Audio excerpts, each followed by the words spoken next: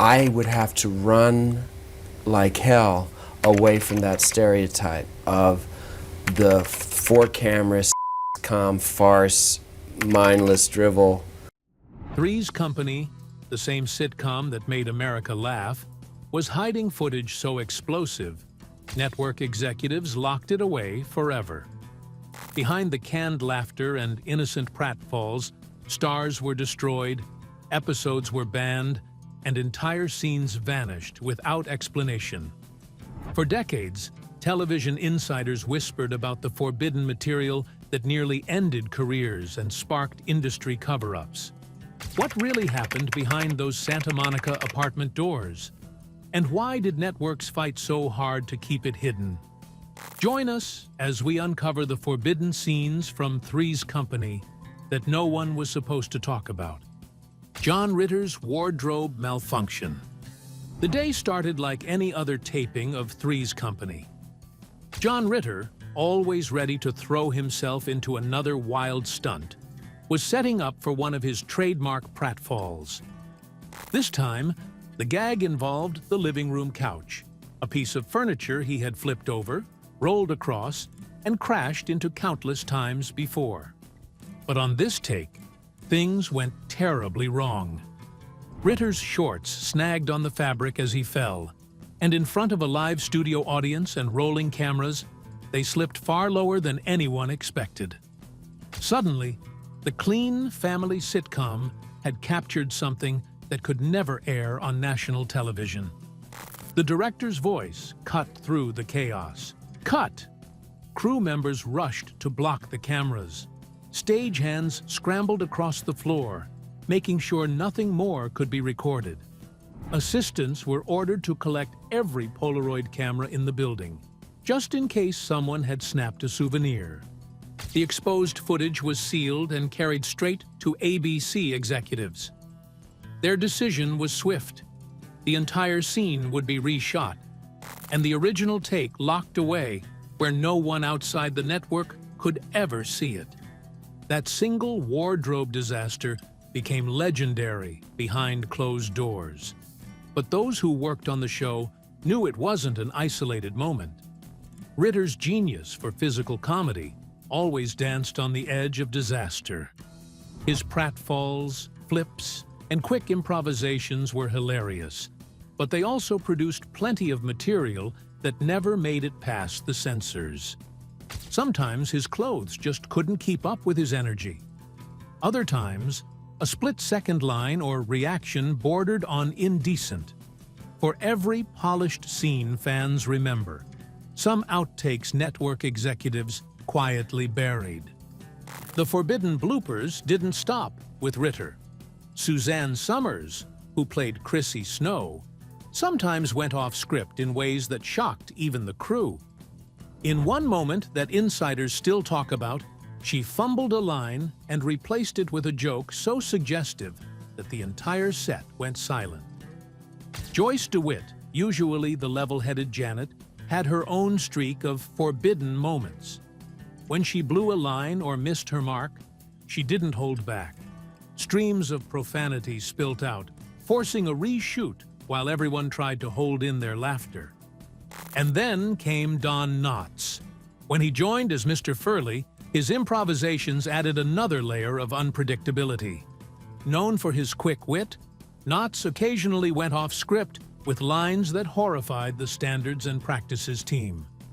In one taping, he cracked a joke about Jack's unusual living arrangement that was so explicit, the censor on duty actually walked onto the set and ordered the cameras to stop. Most of these moments were erased from history. But years later, some fans managed to get their hands on underground blooper reels, traded quietly at conventions, or passed between collectors. They revealed a version of Three's Company the public never saw, a show filled with edgy improvisation, unfiltered language, and risky stunts that could have sparked outrage if they ever aired. For the network, keeping these clips hidden was essential. Ritter's reputation as the lovable, goofy everyman depended on audiences believing the accidents were harmless. If viewers saw how far things sometimes went, The magic could be broken. Still, the infamous wardrobe malfunction stood apart. People who were there say it changed everything. Crew members had to sign extra confidentiality agreements. The costume department quietly adjusted designs to make sure it would never happen again. Ritter himself, usually candid in interviews, never once mentioned the incident. His silence wasn't by choice, it was enforced. Behind the curtain, the fallout forced a bigger conversation at ABC. Standards and practices began demanding pre-approvals for every major physical gag. Stunts that once relied on spontaneity now had to be carefully staged. Ritter still threw himself into couches and tripped over tables, but now there were limits. The comedy had to stay safe. Over time, the forbidden footage became more than just a blooper. It turned into a cautionary tale within the industry. Young comedians were shown clips privately as a lesson. Physical comedy could be bold, but never reckless. Networks wanted laughs, not lawsuits. What makes the story so fascinating is how well it was buried. In today's world, a wardrobe slip on a hit show would explode online within minutes, replayed endlessly across social media. But in the 1970s and 80s, networks had complete control. If they wanted something gone, it disappeared. And that's exactly what happened here. The most shocking footage from one of television's biggest sitcoms was erased, sealed away in vaults, and guarded by silence. Yet, whispers never fully died. To this day, industry veterans talk quietly about the forbidden scenes of Three's Company. Moments too risky, too raw, too revealing for prime-time America. Somewhere in the archives, those reels still exist, gathering dust. For fans, they remain a reminder of the hidden side of a sitcom that, on the surface, seemed nothing but light-hearted fun. But Ritter's physical mishaps were nothing compared to the calculated destruction that networks unleashed on one of his co-stars. Could Suzanne Summers have predicted the systematic character assassination that was about to destroy her career? The Suzanne Summers character assassination. The meeting that changed television history didn't take place on a set or a red carpet. It happened in a plain ABC conference room on a Tuesday morning in 1980. Suzanne Summers walked in thinking it was just another round of contract talks. She walked out marked for professional destruction. Her crime wasn't scandal, substances, or bad behavior. She had simply asked to be paid the same as her male co-star. The numbers told the story. John Ritter earned $150,000 per episode. Summers made $30,000, one-fifth of his pay, for the same amount of screen time. And yet her character, Chrissy Snow, had become a pop culture phenomenon. She sold magazine covers, merchandise, and Halloween costumes. Her voice and style were copied across other sitcoms. Still, the paycheck gap remained enormous. Summers decided she couldn't ignore it anymore. ABC didn't just reject her request, they made an example out of her. The retaliation was swift. Scripts were rewritten to strip her from key scenes. The warm chemistry between Chrissy, Jack, and Janet was replaced by awkward phone calls. Summers would film her parts alone, in separate sessions, pretending to chat with co-stars who weren't even on set. The change was jarring. Fans who tuned in every week could see it instantly. One of the show's brightest characters now appeared in isolated cutaways, smiling at nothing, talking to people who clearly weren't there. But that was the point. Executives wanted her humiliation to be visible. Behind the scenes, the isolation was even harsher. Summers was banned from the main soundstage. She was given a dressing room away from the cast. Catering services were instructed to leave her out. The separation was complete and deliberate. The smear campaign followed quickly. Entertainment magazines suddenly overflowed with stories describing Summers as greedy, arrogant, and ungrateful. These weren't random rumors. They were carefully planted narratives, fed directly by network publicity departments. And in the pre-internet age, ABC controlled the headlines. Her co-stars were trapped in the fallout. Joyce DeWitt chose silence, not because she didn't care, but because she feared career ending. Hollywood was small, and executives were powerful. Speaking up against a network could end your future in television overnight. John Ritter faced a different conflict. He genuinely liked Summers, but he also knew his own career and family depended on staying in line. The network made it clear. Three's Company would survive without Chrissy Snow. Ritter couldn't afford to risk everything by standing beside her. By the time Summers filmed her final appearances, the punishment was undeniable. She wasn't on set with her castmates. Instead, she delivered pre-recorded phone conversations, spliced into episodes where she talked to empty rooms. Laughter tracks covered the silence, but the disconnection was obvious. It was intentional.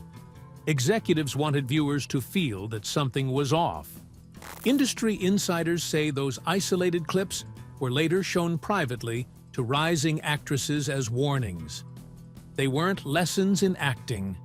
They were obedience lessons. The message was clear. Challenge the system, and this will be your future. The fallout followed Summers long after the show ended. Casting directors labeled her difficult. Producers demanded insurance before even considering her for roles. She was never formally blacklisted, but doors closed everywhere she turned. And the really cruel part is that the networks succeeded in rewriting the story. For decades, the official version painted her as greedy and unprofessional. Only years later did the truth about the pay gap come fully into public view. She hadn't asked for anything outrageous. She had asked for fairness. What happened to Suzanne Summers wasn't just a contract dispute. It was a warning shot fired in broad daylight to remind every performer who really held the power in television. Yet the Summers scandal was just the tip of the iceberg. Networks had been manipulating what audiences saw in ways that most viewers never suspected, creating entirely different versions of the same show for different parts of the country. How different cities saw completely different shows. It all began with an argument in a college dorm room in 1983. Sarah, a student from Atlanta, swore she remembered an episode of Three's Company, where Jack made suggestive jokes during a job interview. Her roommate, Jennifer, from Los Angeles, was equally sure no such scene had ever aired. Both women were certain their memories were correct. What they didn't realize was that their debate was about more than a sitcom. It was about a hidden system of censorship that had been quietly reshaping American television for years. The truth was stranger than anyone expected. For decades, TV networks and syndication companies had been running a shadow operation that created different versions of the same episodes for different parts of the country. Audiences thought they were all watching the same Three's Company, but they weren't. Conservative regions were fed heavily edited episodes, while big cities on the coasts received versions that kept the racier humor intact. The show you saw depended entirely on where you lived. Behind the scenes, the process was chillingly organized. Syndication companies kept detailed regional profiles of every market. New York could handle sexual innuendo. Salt Lake City could not. Southern states with strong church influence demanded cleaner cuts. That meant every episode existed in multiple edits, sometimes as many as 5 different versions. Take the infamous job interview scene that sparked Sarah's dorm room argument. In the original, Jack tried to charm a female restaurant manager with a string of double meanings and sly jokes. Audiences in Los Angeles and New York laughed along. But in the South, that entire scene vanished. Viewers in Atlanta never saw it at all, because their local stations had received the censored version. Fans who moved between regions started to notice. A woman who grew up in San Francisco remembered Three's Company episodes one way. When her family relocated to Nashville, she was stunned to see the same episodes stripped of jokes and cut into awkward, stilted exchanges. Scenes she loved were suddenly gone, as if the show had been rewritten. And it wasn't just sexual humor that disappeared. Alcohol references were trimmed in regions with large Baptist populations. Any scene with too much skin, like the roommates lounging in pajamas, was shortened or cut. Even harmless slapstick was toned down if it involved physical contact between men and women. To local audiences, nothing seemed amiss. To fans who moved around, the differences were glaring. The editing work was done by professionals whose entire job was customizing content to suit community standards. They became experts in removing dialogue without breaking continuity. Their edits were clean, their cuts seamless. Viewers rarely realized anything had been changed. To them, the version they saw was the real episode. This created surreal experiences for families tied to the military or other jobs that required frequent moves. Parents would sit down with their kids to re-watch old favorites, only to notice scenes that hadn't existed in one city suddenly reappeared in another. Children thought the networks were changing the shows. In truth, they were seeing regional censorship in action. Local programmers weren't innocent bystanders either. They were given multiple versions of each episode and told to choose the one that best matched their audience. Some stations even went further, making additional edits of their own. In effect, entire communities were being spoon-fed carefully curated versions of national television without ever being told. The secret only began unraveling when home video arrived. When DVD box sets of Three's Company hit the shelves in the 1990s and early 2000s, fans discovered scenes they had never seen before. Dialogue that they remembered as missing suddenly appeared. Online forums exploded with debates over which versions were real and why different audiences had been given different stories. Even streaming services stumbled into the same trap. In the early days, platforms like Hulu and Amazon Prime sometimes carried alternate regional versions. Fans noticed quickly, complaining in comment sections that episodes felt incomplete. Only after widespread backlash did companies begin standardizing their content libraries. Yet even now, in international markets, certain edits remain in place. What Sarah and Jennifer argued about in that dorm room wasn't a faulty memory. It was proof of a hidden censorship system that shaped how millions of Americans remembered their favorite sitcom. For decades, entire audiences lived inside alternate versions of pop culture history, never knowing the difference.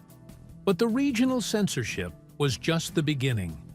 The real manipulation started before Americans ever saw Jack, Janet, and Chrissy, with buried pilot episodes that revealed how different the show was originally supposed to be.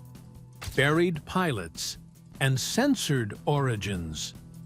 The Three's Company America knew was cheeky, playful, and just risque enough to keep audiences laughing without crossing the line. But what most people don't know is that before Jack Tripper ever stepped into that Santa Monica apartment, there were other versions of the show, filmed pilots that pushed so far into taboo territory, ABC executives buried them before they could ever air. It was 1976, and the network was desperate for a hit. They turned to a British sitcom called Man About the House, a show that tackled adult living arrangements and sexual tension in ways United States television had never dared. When the American adaptation was first developed, producers leaned into the edgy elements. Jack wasn't just pretending to be gay to fool his landlord. In early drafts, and in at least one filmed pilot, he was openly bisexual. That premise alone sent ABC into panic. Internal memos from the Time show executives warning that authentic sexuality would sink the series before it even reached the public. Remember, this was the mid-70s. Norman Lear had already been battling censors with All in the Family and Maude. Even mild references to abortion or homosexuality drew outrage and boycotts. To build an entire sitcom around a character's bisexuality? For the network, it was career risk. The filmed pilots went further than just a storyline. Actress auditions from that era reveal how much more adult-oriented the show was meant to be. Screen tests included dialogue that wouldn't have been out of place on cable decades later. Actresses were asked to deliver lines laced with sexual frankness, words and attitudes that were scrubbed clean by the time Suzanne Summers' Chrissy Snow appeared on screen. Footage from those pilots, locked away ever since, reportedly shows Jack in romantic scenes with both men and women. Not slapstick misunderstandings, not mistaken identities, but genuine moments of attraction and intimacy. These weren't rehearsal tapes. They were full productions with sets, costumes, and direction, hundreds of thousands of dollars of material that executives decided could never see the light of day. Costume choices alone revealed how different the buried show was. Outfits were designed to emphasize physical allure, rather than the playful innocence the final series relied on. Chrissy's wardrobe in the sanitized version became iconic for its mix of girlishness and subtle tease. In the pilots, the clothing leaned more overtly provocative. That was quickly abandoned once ABC stepped in. Even the apartment set reflected this earlier, more adult vision. Bedroom and bathroom scenes played a larger role, highlighting the realities of three young singles sharing space. But by the time Three's Company premiered, those elements had been stripped away. The show's humor would now live in the living room, in misunderstandings, pratfalls, and overheard conversations. The censorship process was meticulous.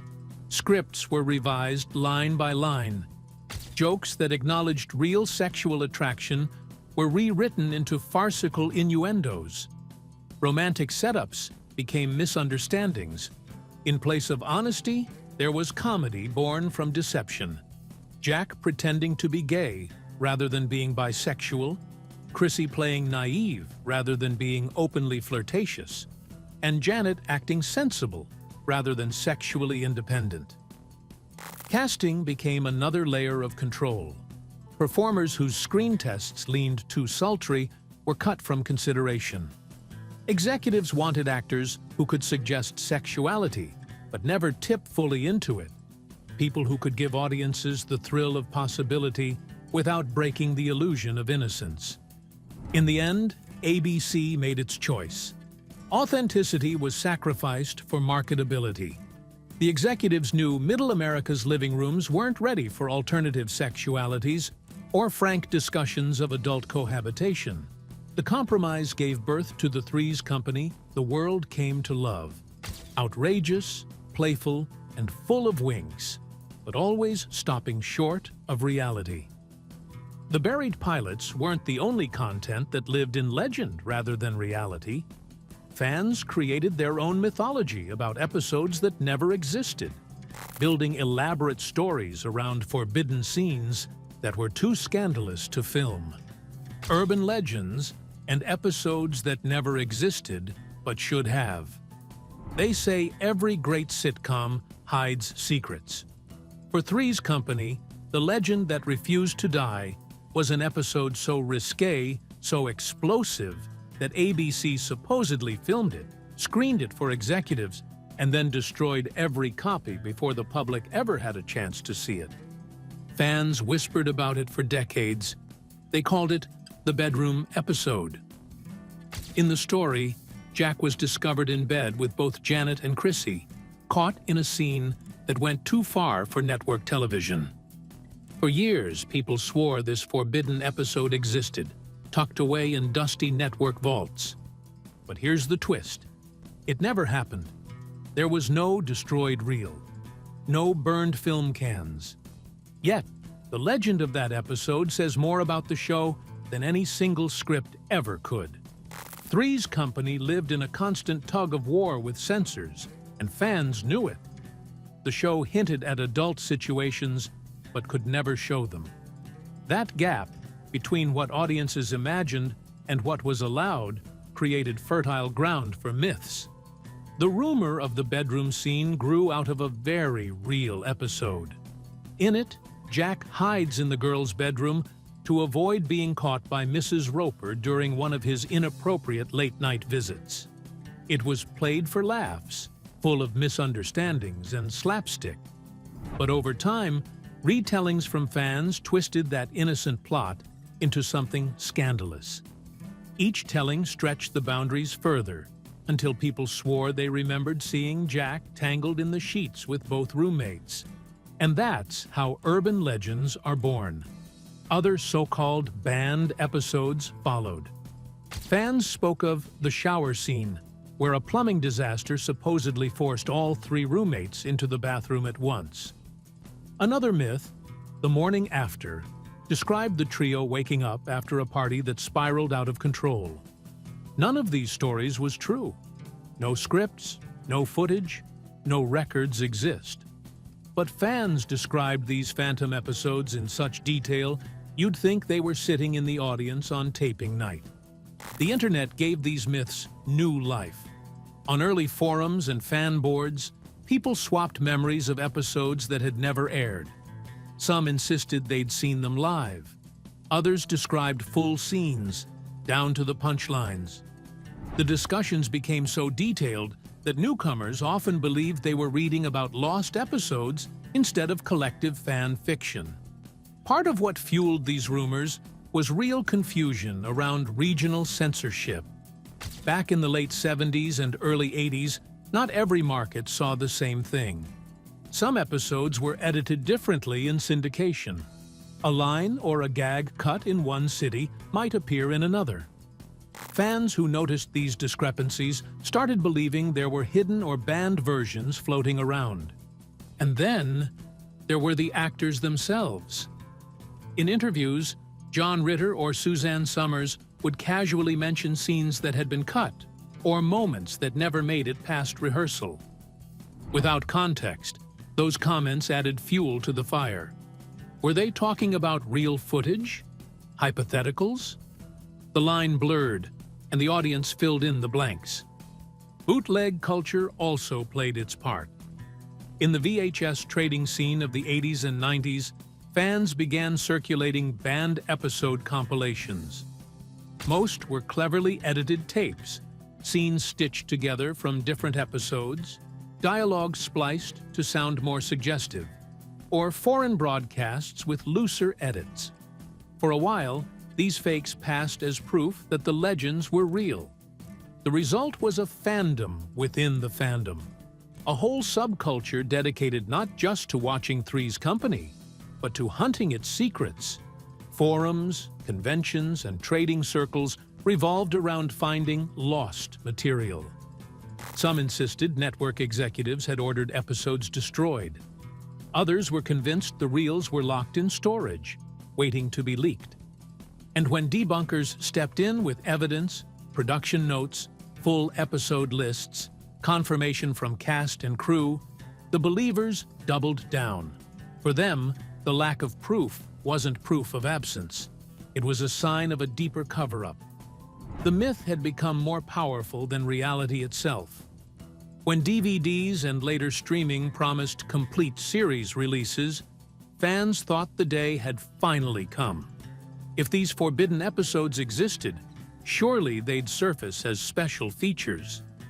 But when the discs arrived, there was nothing. Just the same 172 episodes everyone already knew. For many, that wasn't closure, it was confirmation. The network must have scrubbed them clean. Yet the most profound censorship wasn't about specific scenes or episodes. It involved the complete cultural erasure of authentic representation that made the show's entire premise possible. Cultural lies that made the show possible. Three's Company could only exist because 1970s America had made authentic LGBTQ representation literally unthinkable on network television. The show's entire comedic foundation rested on a cultural lie so complete that audiences laughed for 8 seasons without questioning what was missing. Jack Tripper's fake homosexuality was hilarious precisely because real gay people had been erased so thoroughly from mainstream media. The cultural censorship began long before Three's Company reached television screens. Network executives operated under unspoken assumptions about what American audiences could accept, creating boundaries that eliminated entire categories of human experience from consideration. Homosexuality existed only as a punchline or a threat, never as an authentic way of being. Standards and Practices departments maintained unofficial but absolute bans on positive LGBTQ representation throughout the 1970s. Characters could be coded as gay for comedic purposes or portrayed as villains, but they could never be shown as normal, healthy, or happy. The censorship was so systematic that writers internalized these limitations without conscious thought. The genius of Three's Company's premise was how it exploited these cultural blind spots for comedic purposes. Jack's performance of stereotypical gay mannerisms was funny because audiences understood these behaviors as inherently ridiculous rather than authentic expressions of identity. The show could mine humor from homophobia while maintaining plausible deniability about its prejudices.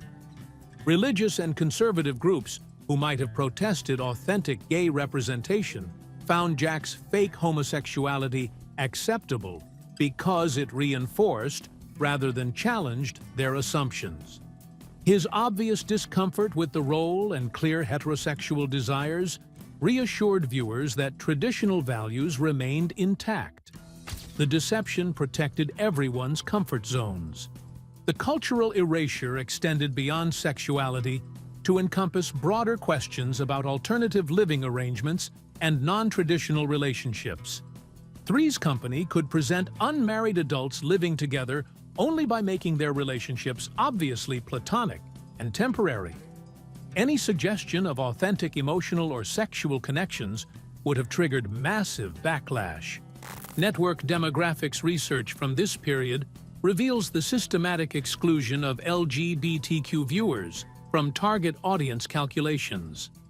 Market research assumed that gay and lesbian viewers either didn't exist in significant numbers or didn't influence purchasing decisions. This erasure justified the complete absence of authentic representation. The show's treatment of femininity was equally problematic, relying on stereotypes that reduced women to either sex objects or maternal figures. Chrissy's exaggerated femininity and Janet's practical masculinity represented the limited roles available to female characters in mainstream television. More complex or authentic portrayals were considered too risky for network broadcast. Behind the scenes, the entertainment industry employed many LGBTQ professionals who were forced to remain closeted to protect their careers. These writers, directors, and performers created content that systematically erased their own experiences and identities. The professional cost of authenticity was career risk. The cultural lies extended to the show's international distribution, where different countries received versions edited to match local prejudices and legal restrictions. Some markets removed even Jack's fake gay performance, finding it too threatening to traditional values. The show existed in multiple censored versions depending on local tolerances. Educational institutions that might have provided critical analysis of these cultural assumptions were themselves constrained by similar prejudices.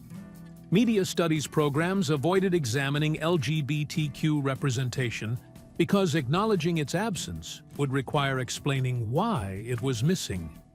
The silence became self-perpetuating. The long-term cultural impact was profound. An entire generation of viewers learned that homosexuality was inherently comedic. that authentic LGBTQ relationships were impossible, and that non-traditional living arrangements required elaborate justifications. The show shaped attitudes while pretending to be harmless entertainment. Modern viewers watching Three's Company through contemporary eyes often miss the cultural censorship that made the show possible. The absence of authentic LGBTQ representation is so complete, it becomes invisible, hidden behind the laughter of audiences who never questioned what they weren't seeing.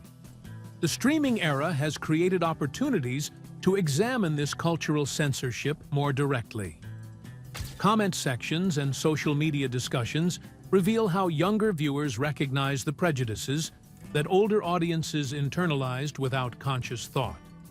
The show's problematic elements become more obvious when viewed outside their original cultural context.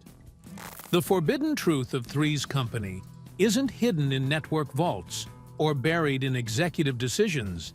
It's embedded in the cultural assumptions that made certain stories literally impossible to tell. The real censorship wasn't about specific content, but about entire dimensions of human experience that were deemed too dangerous for network television. Thank you for watching. Like, comment, and subscribe. Also, check out another interesting video by clicking on the link shown on your screen. See you on the other side.